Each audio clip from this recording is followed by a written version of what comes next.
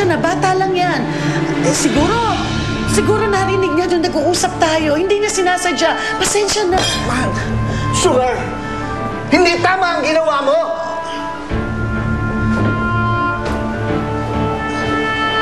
Huwag na po kayo magalit kay Sugar. Totoo naman po hindi niyo po ko anak. Judith? Tama, anak. Maraming magtatangka na paghiwalayin tayo. Pero hindi tayo susuko. Ha? Kailangan lumaban tayo. Mamaya, magpapatest tayo. Para patunayan sa kanilang lahat na ikaw ay anak ko at ako ang papa mo. Eh, paano po kung hindi ko po kayo tatay? Alam mo ba yung ibig sabihin ng tinuro ko sa iyong kanta? Bukas po. Oo, yung tomorrow, ibig sabihin ay bukas, hindi ba? Ibig sabihin nun, bukas, laging merong pag-asa.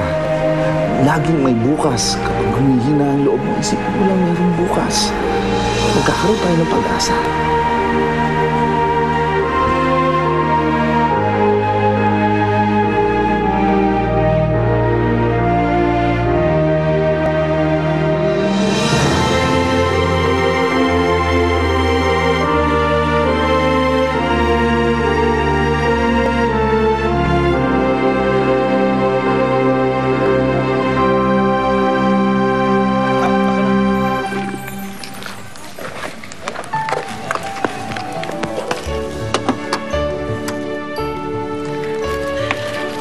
Ako, Ronnie.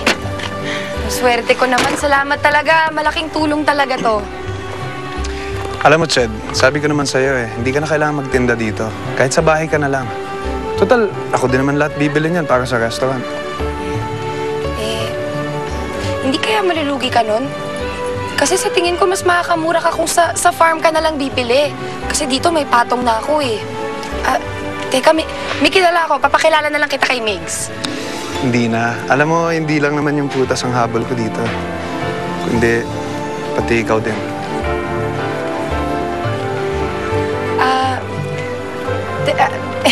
Nakalimutan ko kasi susunduin ko pa pala si Uping Sige. Sandali. Relax ka lang. Hindi mo kailangan sagutin, hindi mo kailangan i-busted ngayon. Ang gusto ko lang naman, sana mas magkakakilala tayo kung okay lang naman sa'yo.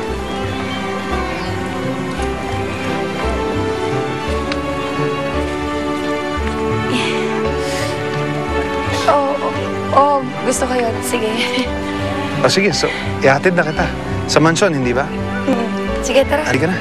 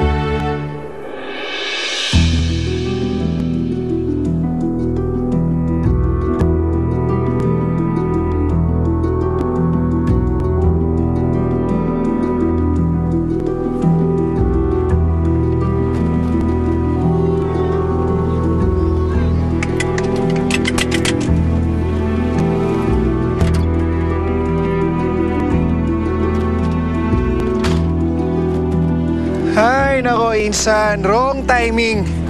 Kung kailan nakatakas ka kay honey mo, tsaka naman wala si Ched. Anong honey? Gusto mo sa'yo na?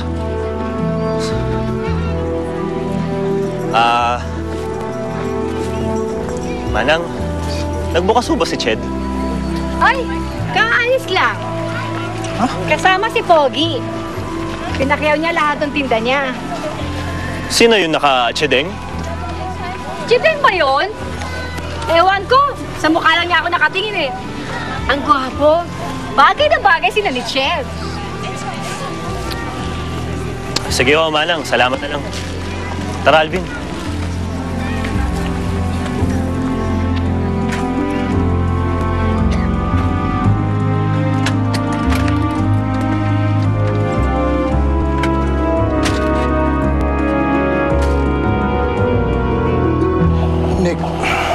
Ito na ang DNA test kit na binili ko.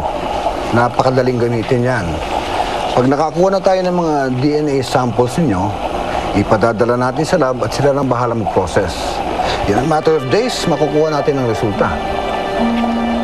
Well, that's good. Sandali lang pala eh. Meron ng results. Nick, hindi mo lang ako abogado. Kaibigan mo din ako. Kaya, papayuhan sana kita. Hintayin muna natin ang resulta ng DNA test bago mo tuluyang i-adapt si Turbis. Bakit pa? Look, iniwan na siya ni Magda. At I doubt it kung babalik pa siya. At still, hindi pa siya patay. At magkakaproblema tayo pag bumalik yan. Well, sige. Ilang araw lang naman, di ba? This is just for formality's sake. Oh, Nick, naniniwala ka ba talaga na anak mo si Turbis? Oo, Kiko. 99.9%.